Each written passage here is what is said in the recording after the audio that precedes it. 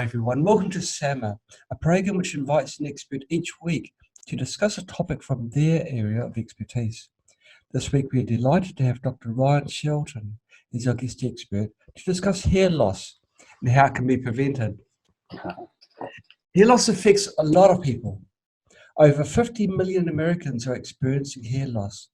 20% of these people are women. People who become bald or experience hair loss usually have lower self-esteem, as the emotional aspects of losing hair can be challenging and difficult to cope with. When faced with hair loss, many people aren't sure where to turn to help. I turn to the razor. Some might try to hide the problem or buy products which claim to restore their hair. But usually the results are modest and quite often doesn't work at all. The solution doesn't get to the root of the problem, and that pun was intended. In this episode of SAMA, Dr. Ryan Shelton will discuss the main causes of hair loss and the natural approaches you can take to prevent it. Ryan is a physician dedicated to the principles of integrative medicine. He's a diligent researcher and cogent author driven by the desire to propagate dialogue of health and scientific discovery. Ryan is committed to the wellness of individuals within clinical practice and community wellness through frequent outreach efforts, including radio interviews, lectures, and contributing to various publications. He's the designer and consultant for multiple medical spas and the chief medical officer, head researcher, yes, and formulator for Zenith Labs. So let's hear it for Ryan. Hello, Ryan. Welcome to SAMA. Thanks for having me. Thank you, John, for having me. I'm excited to be speaking with you tonight for me, and I think it's in the morning for you. Is that correct? It is. Mornings where things can go wrong, but that we've passed through the lumpy bits, so let's hope that we get through all the smooth stuff without any problems. Now, I really enjoy listening, talking with people that look at use integrative medicine techniques rather than just channeling in on little areas. They take a step back and look at the whole system. And of course, this is what you do. What made you decide in the early days to first of all become a physician? What was your motivation? Sure. I knew from an early age I was interested in science, and by the time I made it to university and started studying biochemistry, I was fascinated by how beautiful and intricate we are on the insides, just how everything must go just according to plan. Yes. Through biochemical mechanisms. Otherwise, we couldn't live. We couldn't live. We couldn't breathe. So I was fascinated by that early on in my university training. And I decided to become a functional medical doctor because I was not pleased with the Band-Aid approach that many conventional doctors use in their practice of medicine. For me, when an alarm goes off, I don't want to take the battery out of the alarm. I want to find out. I want to find out what is causing that alarm to go off. And one of my early mentors, he practiced in the field of psychiatry. He was kind of an old school Freudian, Jungian type of psychiatrist. He would set patients down on his couch and talk with them for 2 hours. And he implored to me the importance, even being a primary care provider, he instilled into me the importance of treating every single patient as though you were an archaeologist, trying to discover how a person lived thousands of years ago. Yes. And just picking up shards of pottery and perhaps looking at the building structures that they lived in is not enough. To understand how they lived, to understand what their world view was, you really had to understand their culture. You had to understand their lifestyle so that you could begin to appreciate what it was like to exist a few thousand years ago. And so every patient that walks into my door, or every patient that I work with, I really try to approach them as comprehensively as possible, understanding that there are so many positive and negative influences to their health. Yes. And it really requires, especially in today's age of convenience, with so many environmental toxins that we're exposed to, a lot of stress that we're constantly under and under siege. And even in the last 20 years, human relationships have started to change in ways that perhaps we're not getting that emotive type of experience that we would face to face. It's all now, or not all now, but it's moving more and more towards a virtual experience online. Everything is quick and ready. Yes. And so certainly in the past 100 years, through changes of diet, in the past 50 or 60 years, through exposures to new environmental chemicals, and in the past decade, what the virtual reality has created to us really places us further and further away to a physical, mental, spiritual healing that we all have inside of us, tucked away. And if we can gain access to that, some really remarkable things have happened that I've seen. So that's amazing. The when you mentioned about fast and easy, well, that's two things that salmon never is. But it's so refreshing to speak to somebody who's got a. I'd regard your viewpoint as being very knowledgeable. Like it's very wise. We didn't evolve in an instant, and everything just works so amazingly well. One could say it's almost like magic. And so you can't just take out the battery, pop a pill to stop the communication between something which is working right and your brain. So your brain doesn't know that something's not working right. Problem solved, right? So this convenience thing is really working against us, isn't it? Really, it is. And I think there are, as a scientist, as a researcher, I think that there are still in this modern era, I think that you can approach science in one of certainly two major ways. You can approach it as that everything is just a machine and it's mechanical and it works. And what I'm doing, looking at a microscope, is just getting a closer view of that. Or you can look at everything still in a state of awe and fascination, understanding the processes that are at play, but coming to it with kind of a childlike fascination and appreciation, understanding the process that creates life as we know it, and really loving it and trying to work with it the best that we can to create better health and wellness at the end of the day. So I know that this topic is on hair, specifically hair loss. And what I do for most of my patients is approach every patient similarly, at first blush at least, for any condition that they walk in with. If it is hair loss or diabetes or muscle pain and joint pain, changes in vision, changes in skin, GI distress, whatever they come in with, I approach them first and foremost, and I get into details and specifics, but first and foremost, I approach them with what I call the 5 pillars of health. I look at their diet and nutrition. I look at their activity level, therapeutic exercise.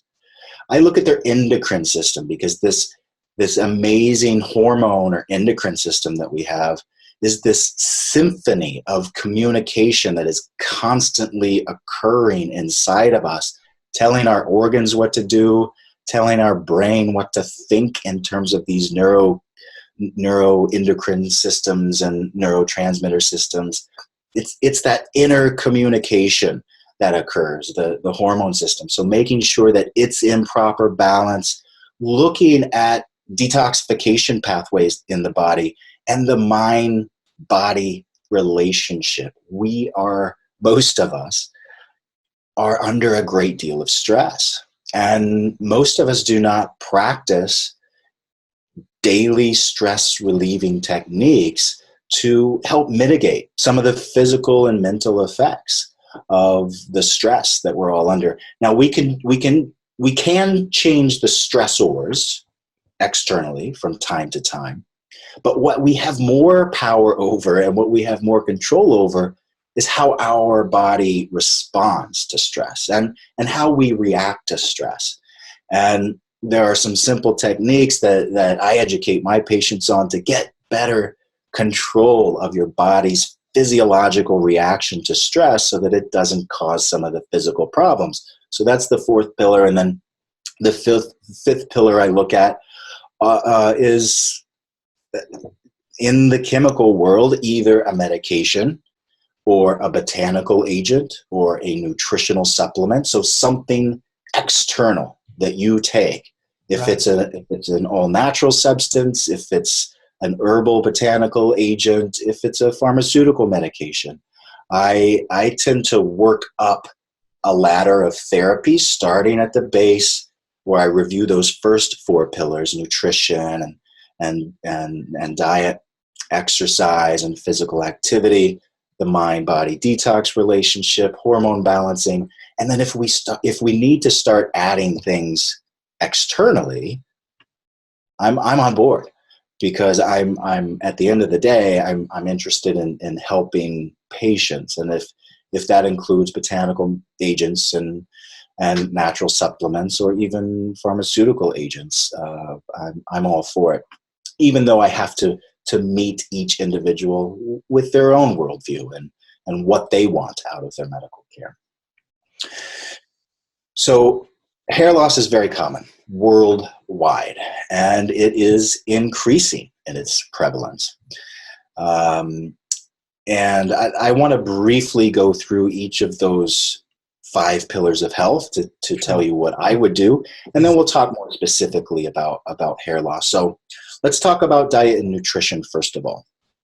So diet and nutrition can go a long way at preventing hair loss, Yes. or at least slowing down the process of hair loss, the progression of alopecia. It's also known as alopecia, slowing down the progression of hair loss. I know of virtually nothing that you can do or take that magically will give you a full head of hair overnight. Yeah, there's some surgical methods, but those are quite messy and have their own set of complications and problems. But let's focus on diet. So the dietary patterns that should be considered for individuals that either have a family history of hair loss or have noticed some beginning stages of thinning. Let's talk about 2 categories: macronutrients and micronutrients. So the macronutrients are proteins, carbohydrates, fats, and I always put fiber in there as a macronutrient for good reason. So let's talk about proteins. The proteins should be healthy sources, and most protein sources also have accompanying fats. So the healthy proteins and healthy fats usually go hand in hand, although that's not necessarily always true. In the vegetarian kingdom, beans and legumes are excellent sources of protein, but very low in fat. Whole grains are a decent source of protein, very low in fat. But for the most part, if we're talking about meats and cheeses and eggs, if you're choosing a healthy protein source, most commonly there are healthy fats associated with it. So for the proteins, I recommend that you avoid red meats. There are some studies that correlate the consumption of red meats with a higher incidence of alopecia or hair loss. You should avoid those proteins that are charred or barbecued or cooked at very high temperatures, because that process cross-links It's very tasty, but it I know, cross-links. you're describing, my mouth is kind of like, well, I'm a vegetarian, but you're describing the lifestyle of everybody who doesn't like having a barbecue, and Right. really burning things up. Yeah. And the problem with that is the cross links that you create in that cooking process of high heat cross links the proteins with sugar molecules, and that has really negative consequences for inflammation throughout the body. It progresses the aging process. It shrivels up those hair follicles, which obviously progresses hair loss.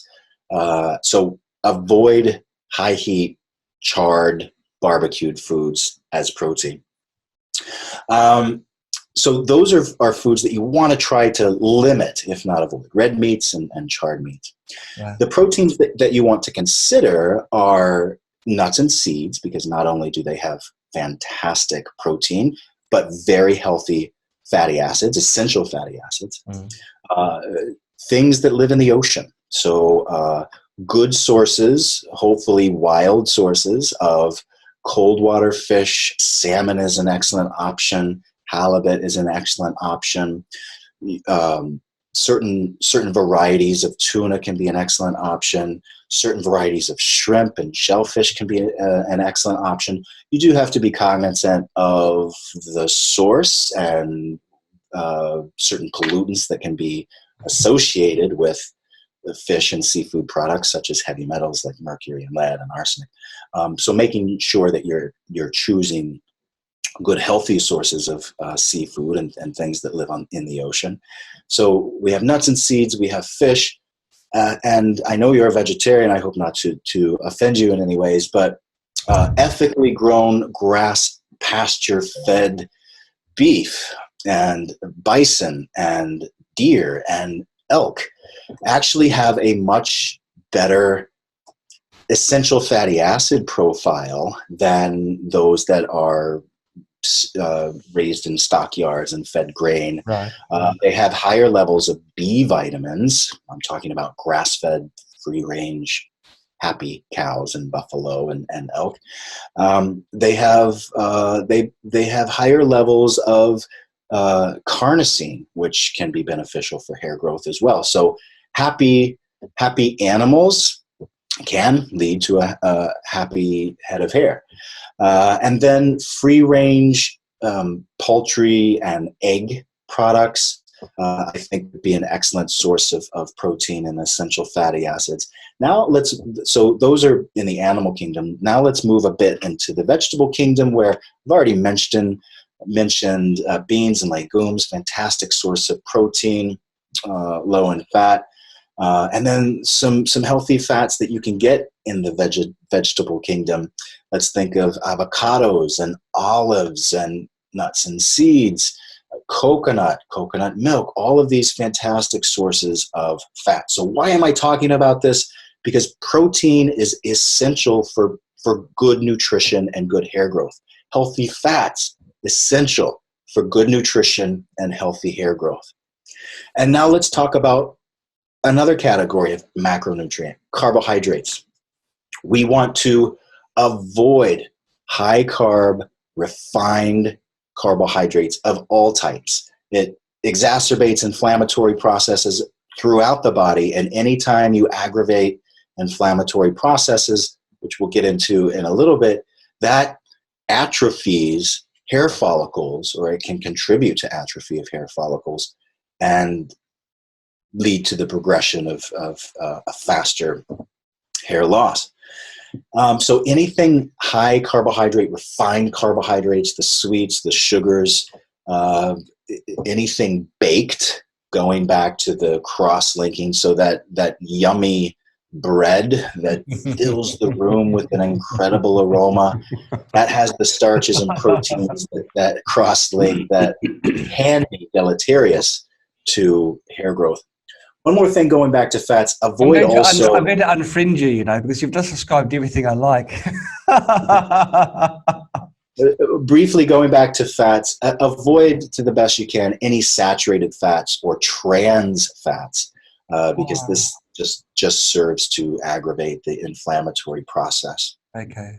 So that's a general statement about macronutrients. Now, micronutrients. Micronutrients are vitamins and minerals. And we know that while they're all important, some of these micronutrients are more important, specifically for hair growth, and you should include more of these foods in your diet. So one is actually a carotene. You've heard of beta carotene. The first one is lycopene. It's high in foods like tomatoes and watermelon. It's found in carrots as well, mangoes, pumpkin, any kind of squash, high in lycopene. So lycopene, fantastic for hair growth. It's an antioxidant. It also helps with some enzymes specific to testosterone, which we'll get to in a little bit. L-lysine is another amino acid, which is a little bit of protein. L-lysine found in nuts and seeds, fantastic for hair growth. Biotin, I'm sure if you've gone to your local health food market or health food store, everyone in there tells you about the importance of biotin, and for good reason. There are both animal studies and human studies that show biotin can improve hair growth and result in thicker hair. And there are food sources of biotin. Berries, strawberries, blackberries, blueberries, bananas are a decent source of biotin. Beans and legumes are a decent source of biotin. Peanuts are a decent source of biotin. And those dark leafy green veggies, chard and kale and mustard greens, all decent sources of biotin. And so we should include more of those in your diet. Next is zinc. Now, zinc is probably the most important mineral for hair growth for a variety of reasons, and most specifically, it helps with some of these hormone enzymes, which we'll get to in a bit. So zinc is found rich in seafood, spinach, kale, nuts and seeds, particularly cashews. And then one of my favorites, which most people are not big fans of, but I find them to be quite tasty, mushrooms are actually an excellent source of zinc as well. Right, wow. You're describing a lot of produce which nowadays is grown hydrophonically, grown artificially. So I guess this is why baldness is becoming more prevalent, is because the vegetables are becoming more deprived, they're having less content of the biotin and the zinc and all the other natural micronutrients. That's true. And it's very unfortunate because we are doing our, I can't say the word best, we're doing our darndest. We're putting forth our sternest effort to feed as many people as we can, and I can't even say that's true because there are so many hungry people in this world. But we're doing so mass scale, we're doing so commercially, which is another reason I always recommend that you buy locally from your local farmers, from your local markets who are growing the foods that are not sprayed in fields full of pesticides and herbicides and fungicides. They're organically grown. They're richer and higher in content of these micronutrients, vitamin C's and zinc and vitamin E. So always go local if we can, but that puts me on a different political pedestal. Right. If you did go to a local market, you talk to a real person, not an avatar, not online, not through any email or anything. And that's the other part of what you're talking about at the very start of the summer, how we today are living virtually, really, aren't we? We're not living in a real world. And when you want to address a problem holistically, you want to look at the whole picture, and part of it is our spiritual health.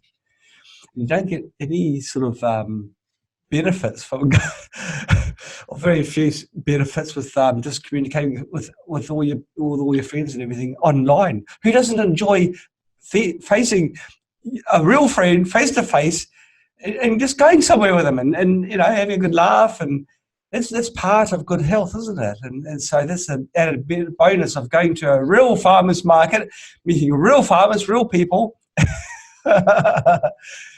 And yeah. To me, it's no big secret. More people have control over more of their lives than they think.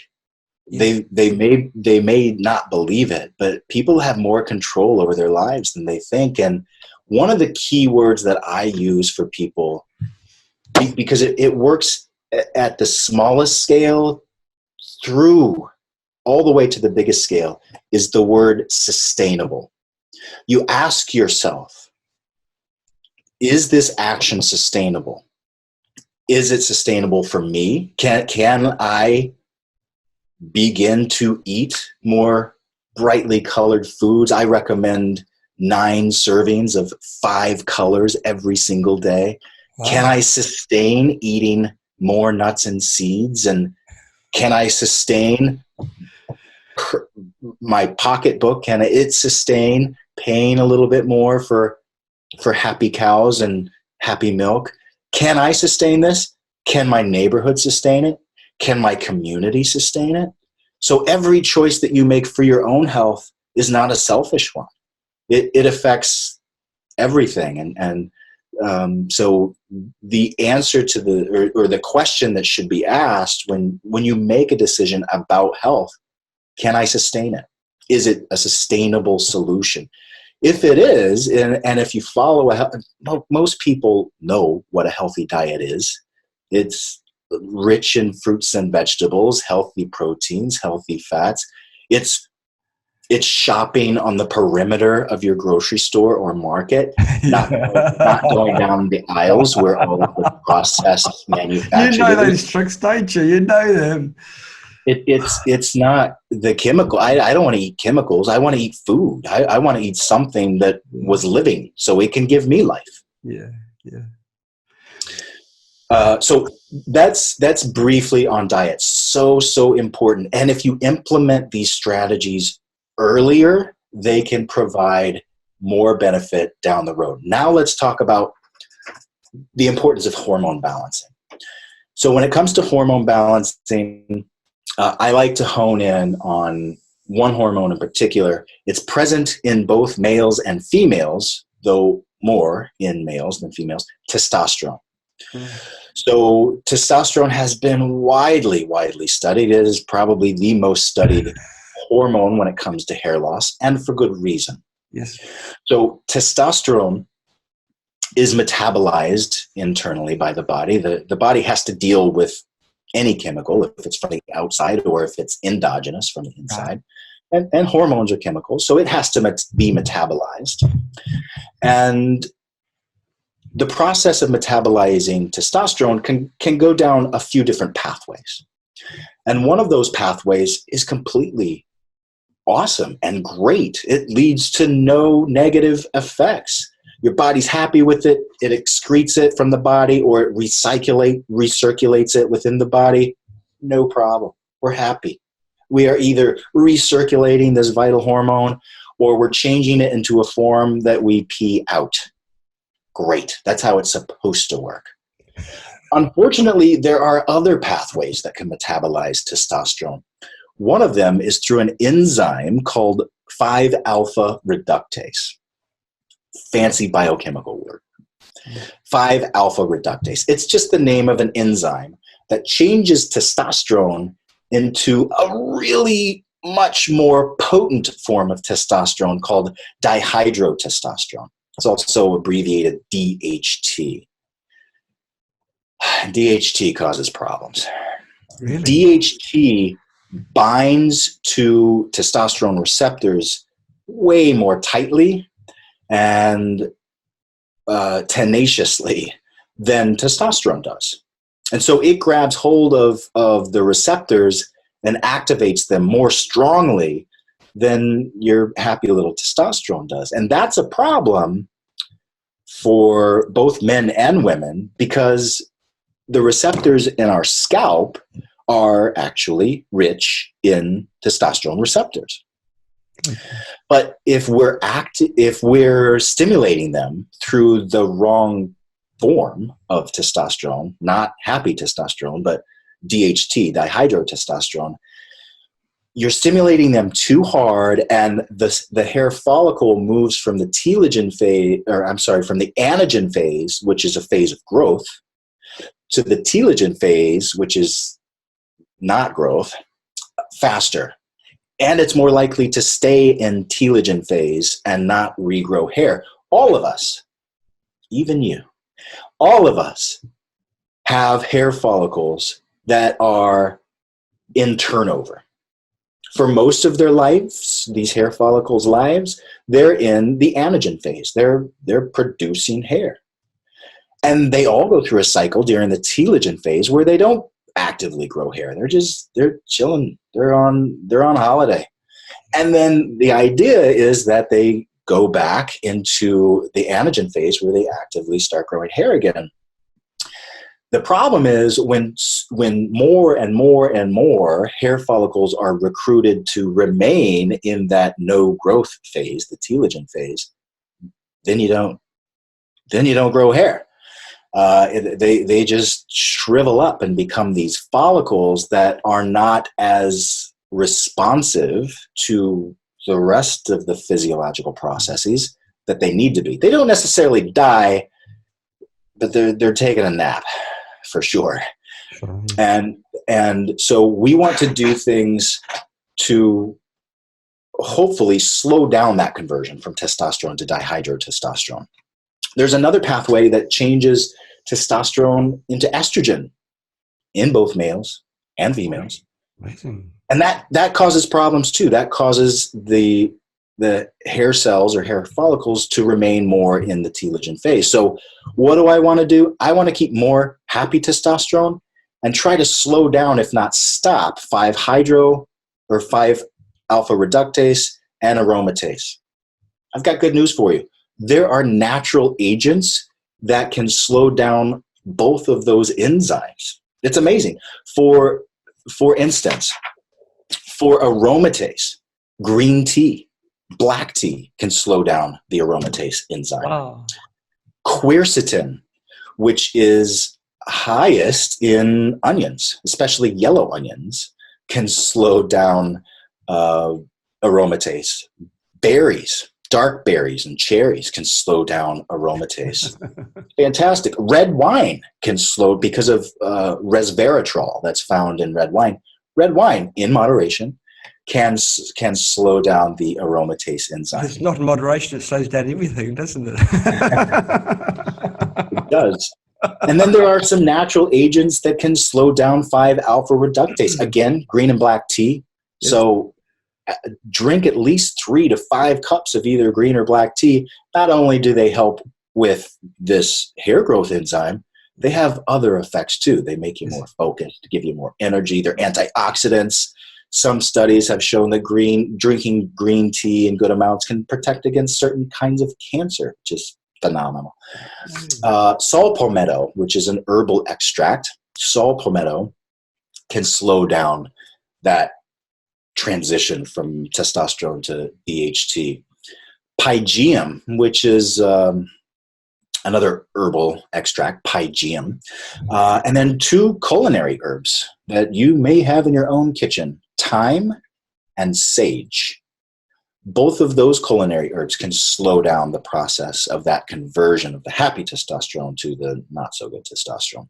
So there are things that you can consume daily to help that hormonal process. And it's a big problem for both males and females. Yes. After the age of 30 in males, your testosterone begins to decrease by about 2% per year. That means by the time you hit 60 or 70, you're literally half the man you used to be in terms of testosterone. And if your testosterone levels are low, or whatever testosterone levels are left are being turned into dihydro or estrogen, you're going to exacerbate the hair loss process. So there are some simple lab tests that you can do to see what your testosterone levels are. You can actually test the activity levels of those enzymes, which is amazing, to see how much testosterone you're converting into the bad metabolites of testosterone, just to see what you can do to help that process. And other hormones are vitally important as well. Growth hormone, very important. If those levels are low, hair loss will progress. Cortisol levels, that's the hormone involved with stress mostly. If that is out of balance, hair loss will progress. Wow. So where I start with individuals is going through a very lengthy questionnaire so that I can get an idea of if any of those hormones are out of balance, if I need to do laboratory testing, because my clinical picture isn't as clear as I want it to be, then I follow up with laboratory testing. But to balance out those hormones, making sure they're adequate in physiological range, not in excess, not deficient, and their metabolites are working as they should be to our benefit, is really vital when it comes to hair loss. Next, go ahead. I was going to mention DHT is one of the check boxes for bodybuilding supplements. Yes, it contains DHT, truckloads of it. And oops. and not only does DHT cause problems up in the scalp, it causes problems for men for the prostate gland. And many of those individuals who are taking that form of testosterone and hitting the gym every day to look virile at the age of 20 or 30, most of them will not look as youthful when they hit 50 or 60. It's really scary, isn't it? It's living for the moment. Living for the moment. It is. And one more thing to disappoint you, John. I want to tell you one more thing to disappoint you. So something in your diet, yes, can aggravate the conversion of testosterone to estrogen, which you don't want if you're a male. Okay. And it's one of my favorite things, in moderation. Yes. Beer. Actually, there's a joke about that one too, but I won't say it because I'm not. But that's quite a surprise, really. If you can elaborate, please. What is this? And it's specifically, it's not lagers. It's specifically the very hoppy beer, like an IPA. Right. So hops.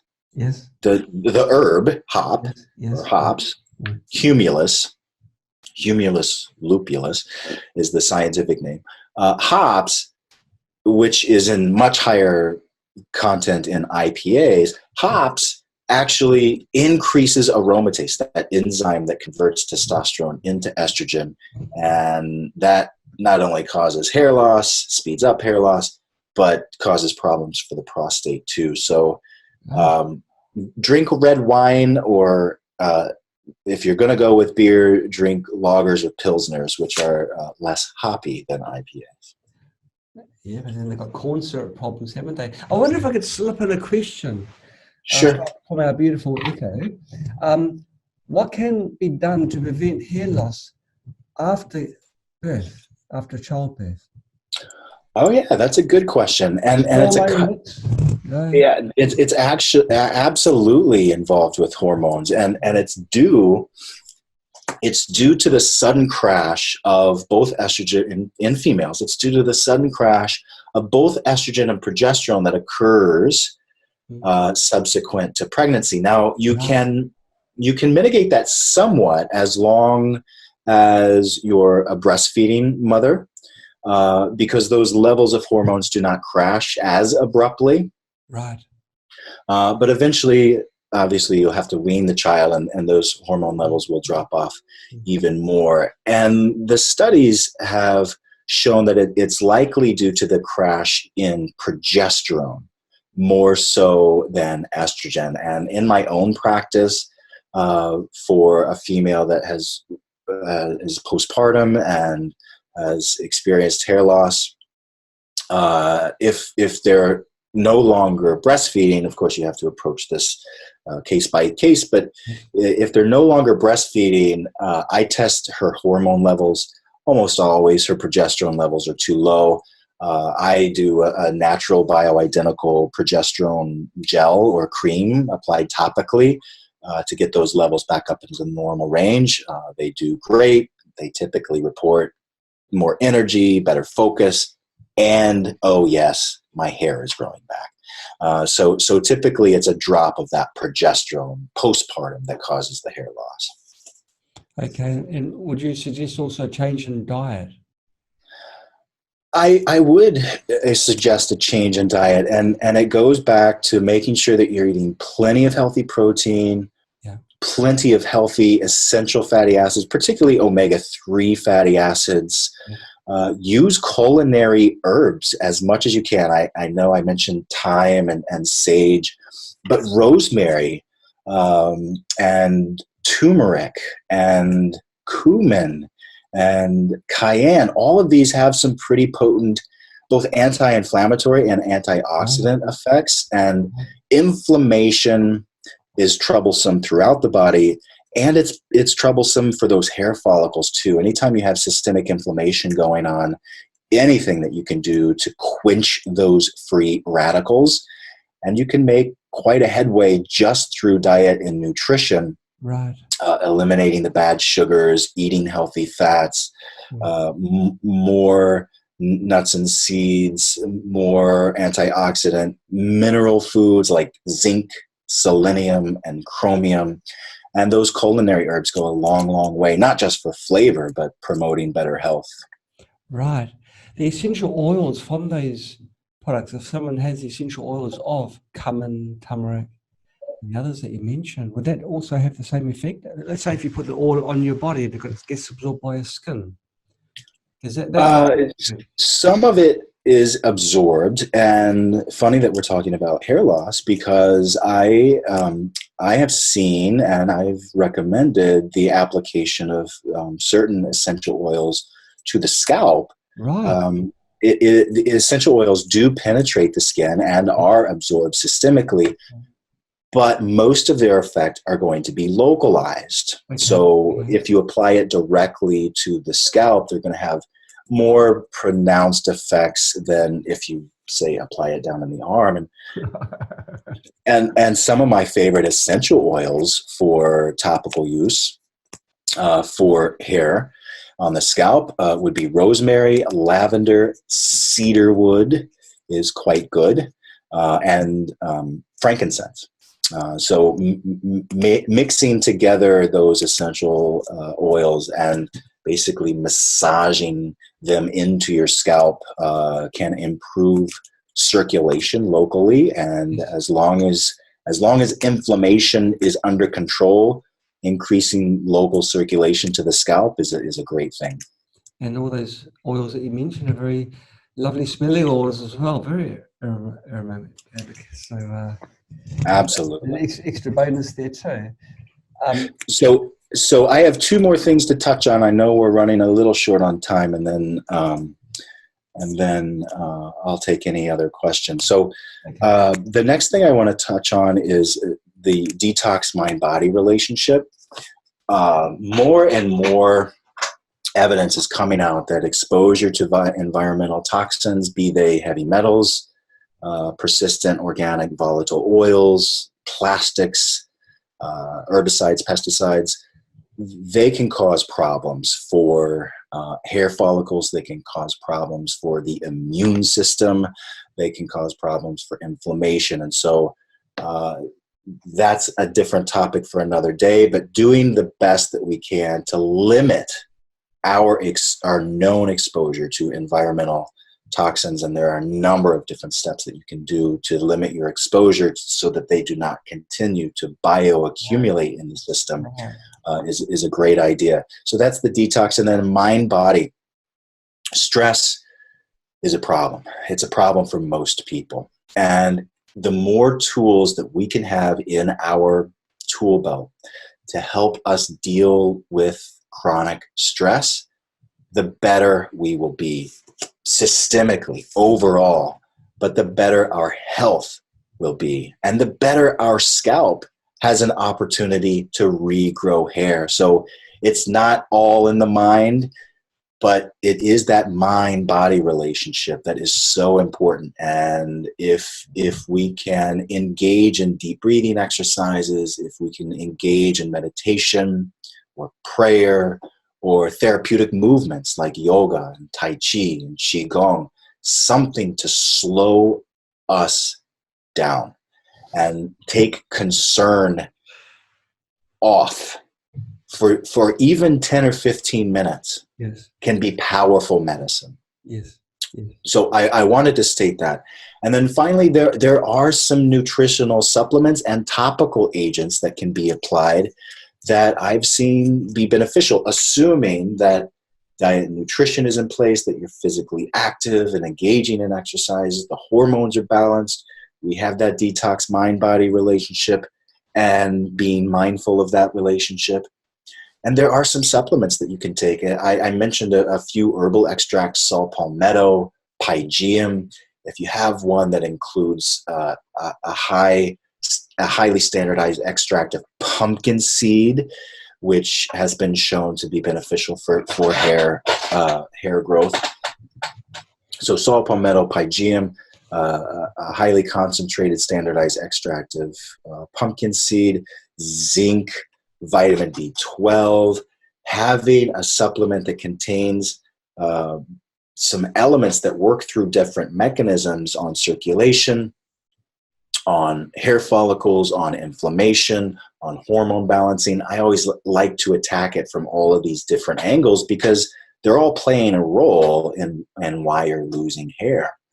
And then topically, similar agents can be used topically, made into a spray or a shampoo or a salve that you apply to the scalp. I've helped formulate some topical agents that have saw palmetto and pygeum, pumpkin seed extracts, higher levels of zinc. And they work along the same mechanisms as some of the prescription topical agents. Not that I have any stock in this company, but Rogaine would be the most common topical pharmaceutical agent, and it works along the same lines as these natural agents, but the natural agents have the benefit that they don't cause the kind of side effects that are associated with Rogaine. They're better tolerated, though they work along the same mechanism. So that's about all I have. John, do you have any other questions for me? I could go on and on. But I love it because you're saying snippets everywhere. When you're talking even about natural products not having the side effects, we were created alongside these natural products. We evolved at the same time. So of course there's not going to be reactions against something which is purely natural. Something which is man-made and allegedly better, an improvement on nature. And this is where you get the complications. But there are two questions I'd like to slip in here. The first one is from Tobias Biharel. Gosh, that's a beautiful surname, isn't it? Biharel. I wonder where that's from. I wonder what implications electrical noise has, like 5G, Wi-Fi.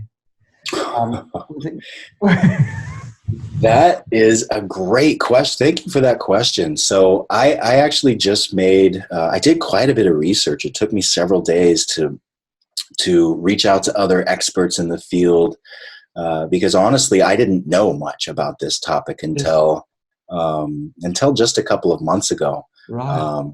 I reached out to experts in the field. I actually ended up attending a conference about EMF, or electromagnetic frequency radiation, and its effects on health.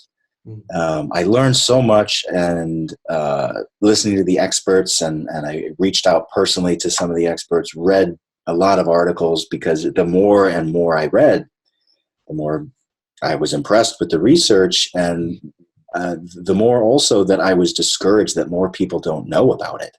Wow. So I actually ended up making a brief educational video on this. It's been several weeks ago, where I start the video saying, "Look, I'm not the bad guy here. I'm just telling you what science is showing, and it's not good news that I have, because I'm on Wi-Fi right now, and there's 5G seeping in every cell of my body, and the studies are pretty miraculous and pretty terrifying on the negative effects of electromagnetic radiation on all systems of the body, on the endocrine system, on the nervous system, on the mental behavioral system, on putting many people at higher risk for developing certain types of malignancies and cancer, causing increases in several indexes of inflammation throughout the body. And we know that anytime inflammation is present, that's just going to make hair loss worse. Across all of my readings, I never came into anything specifically about exposure to EMF correlating to a progression of hair loss. But we know it correlates with inflammation, and we know that inflammation is a problem for hair loss. Okay. A question from Carmela Walker. Carmela asks, you must know, Ryan, these argon cones, these violet ray cones that you can buy, which guarantee you get instant hair the next day, or hair regrowth. Is there science behind that? Do they do as the box says? So I'm not convinced with the science on that so far. So that's a different question than do they work? Okay. So the science I'm not impressed with, because I've seen a few studies on them, and the study samples are either small, so on not many people, so you can't draw larger conclusions from it, or the studies were not well performed. The placebo was weird, or there was no placebo, or the population that they picked from was biased for one reason or another. So I'm not impressed with the studies, or maybe they were funded by the company making the brushes or combs. I'm not impressed with the studies, but I have heard several people have good reports on them, meaning that they've used them for a while and they've noticed that their hair becomes thicker, or they've developed some new hair growth. And that's great. That's fantastic. It seems that it should not cause side effects or harm. And that's great. Case studies and anecdotal reports are just as much a part of the human knowledge as double-blind placebo-controlled studies. But the studies I've seen on them, I'm not impressed with. Okay. Well, I guess if they're inexpensive, it wouldn't be much of an outlay for people to try. Okay, now Eric has done a naughty thing and he's asked a double question, but we'll let that slide for now. He asks, first of all, vigorous massaging of the scalp, is that beneficial? Giving your scalp a good massage? Yeah, I think it can be, because the point of doing that massage is to increase circulation locally. There's not a whole lot of lymph fluid in the massage or in the scalp compared to other areas of the body, so you're not doing much in terms of removing waste products. But by physically stimulating the skin of the scalp, you can encourage circulation. And if you're going to do it, why not do it with one of these essential oils that can also increase circulation, like rosemary and thyme? Go ahead and do that vigorous massage with the application of essential oils. Right, because his double question was, is using coconut oil on hair good? That's a good question. I lived in Hawaii for a few years, and of course they use coconut for virtually everything. So honestly, I am not sure that coconut oil would be any more beneficial than, say, olive oil in terms of promoting hair growth. But you could use either as a driving oil for essential oils, because essential oils, neat, meaning undiluted, Yes. can be a little strong for some people. Right, right. And so having a base of coconut oil and then using 4 or 5 drops of rosemary and lavender and thyme in that base of coconut oil, and then using that as a massage oil, I think is an excellent idea. Right. Do you ever talk to people about the emotional aspect of hair loss? Sure. It has a large emotional component to it, in terms of confidence, in terms of um, how they believe others look at them and feel about them, even though in the vast majority of cases what they think, what they believe other people think about them doesn't turn out to be true. No. It's a falsehood that they place upon themselves, that, okay, how I look is going to change, and so how people perceive me is going to change. And for the most part, if someone knows who you are and they appreciate you for who you are and what you bring into the world and the gifts that you have, they couldn't care how much hair you have or what color it is, or, I mean, they could care less. For those people that count, it oftentimes is an inner over exaggeration about the impact, but it absolutely it can cause clinical depression. It can cause clinical anxiety. It can cause major problems with self-esteem and confidence. There are a number of patients that I've seen that have gone on anti-anxiety or antidepressant medication just because they're thinning hair.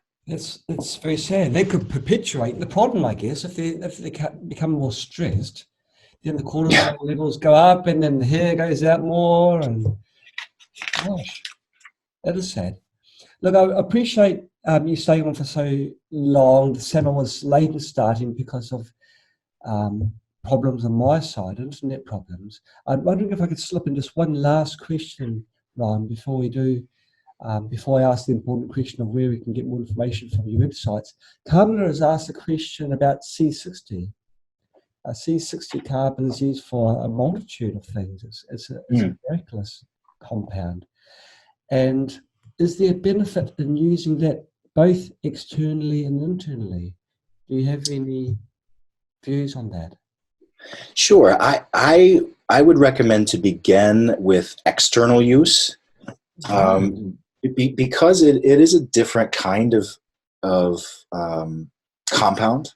Yes. And I treat every individual as an individual, and we all respond to things differently. And so with such a different compound as C60, I would recommend external use, just to see how it's tolerated. Just to see how you interact with it. If you do well with external use, then you can start internal use at the lower scale of dosing, and then work up over the period of a few weeks, again, just to make sure that you're tolerating it well. I've heard good reports about it. I don't think that it's a magic pill or panacea that will do all good to all people. But I've had some good reports on it, and there is some interesting science around it. Wow. Now, a lot of people have been throwing questions our way, and we've got a very high viewer participation. Where can people find out more about what we've talked about today? Is there a website that we can direct people to, that, like this video that we recorded? Where can people view this video? Oh yeah. So I have a number of different roles in life, and one of them is as an educator, and so some of my time is spent performing research and then reporting on the findings that I have. And I have a YouTube channel that I would encourage you to check out. We're on Facebook and we're on Instagram, but probably the easiest, most simple segue is the YouTube channel. I think you can just do a search on YouTube. I'm not sure exactly what the channel is called, but I think it's maybe Dr. Ryan Shelton Zenith Labs. It's just my name and then a company that I'm associated with, Zenith Labs. So Dr. Ryan Shelton, Zenith Labs. And I've had, I think I've posted maybe close to 50 different videos on a variety of different topics. And some of them are quite popular and some of them people don't care about. That's fine. That's fine because I care about all of the topics. But yeah, I think the easiest segue would be the YouTube channel where they can find me more educating people. And then if they're interested in any of the supplements that I create, we have a website, zenithlabs.com, that you can check out as well. But those social media channels are more for educational purposes. Well, Ryan, thank you so much for your time. It's been amazing. You've described simple, natural ways that people can approach hair loss. You've really described a condition that needn't have the stigma that it has in modern society. And you've also touched on other items which is part of the integrative medicine approach. You're looking at the larger picture. Inflammation, for an example. How maybe your hair loss can be indicative of a more serious condition. So rather than focusing on what's happening up here, you should be focusing on what's happening inside as well, or at least looking into it. Absolutely. And that goes back to one of the first points I've made, that if an alarm is going off, I'm not interested in changing the batteries. The hair loss is just a sign. It's not the problem. The problem is something bigger. The hair loss is just a sign that something's wrong. Right. And when you actually drew up the analogy there, it brought to mind painkillers to me. How people take painkillers, and that's absolutely without question taking out the batteries of the alarm. It's the very worst thing you can do. Your body's screaming out something. If someone's screaming out for help, the last thing you want to do is this. And this is what painkillers do. Wow. Well, thank you for staying on a little bit later, a lot later than what we were scheduled to run. It's really appreciated. I must apologize for the technical hiccup that we experienced. Have a fantastic evening. Thank you very much for all this knowledge you've gifted to us. It's been my pleasure, John. It's been my pleasure. Nice talking to you. Wonderful meeting you and talking to you. Thank you, Ryan. You have a great day. Bye-bye. Bye.